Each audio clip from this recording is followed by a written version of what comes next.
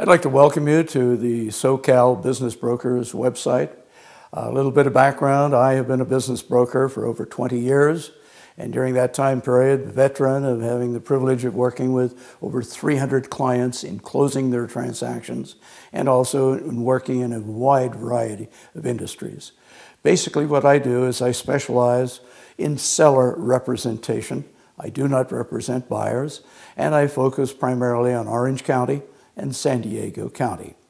I'd like to share with you two mistakes that you ought to avoid as you contemplate retaining the services of a business broker to help you through the minefield of getting your business sold for the maximum possible after-tax dollars. Number one, there are a number of folks in our industry who insist upon collecting front-end fees. That's where they want you to pay $5,000, $10,000, $25,000, $50,000 up front for evaluation, packaging, and market analysis. You don't have to pay that kind of money. As a matter of fact, we provide that as a complimentary service without any cost or obligation. The second key issue, mistake that you want to avoid, is that in your representation agreement with whomever you end up retaining to represent you, you want to make sure that you have a provision to cancel future representation. Because not all marriages are made and are sustained in heaven, and if they're not doing the things that you expect them to do, they're not getting the results, they're not returning phone calls and so on, you need to be able to turn that spigot off and terminate any future representation. I mentioned that we would be delighted to provide, without any cost or obligation, some key information for you.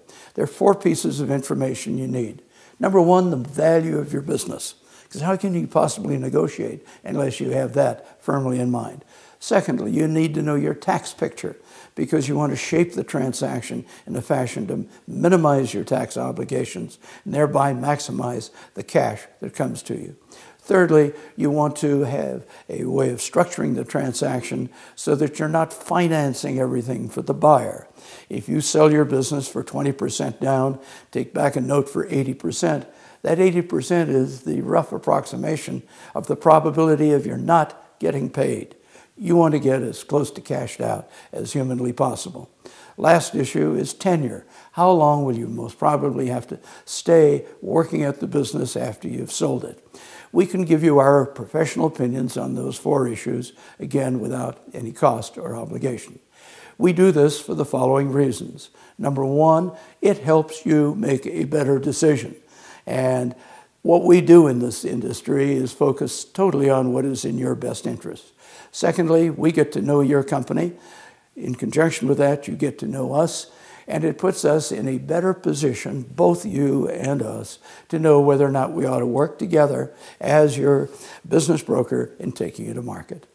So, I'd like to thank you for visiting the website. I encourage you to spend a fair amount of time because we've bent over backwards, not to give you a sales pitch on the website, but to give you the many steps and keys that are essential for your success in the sale of your business. Thank you.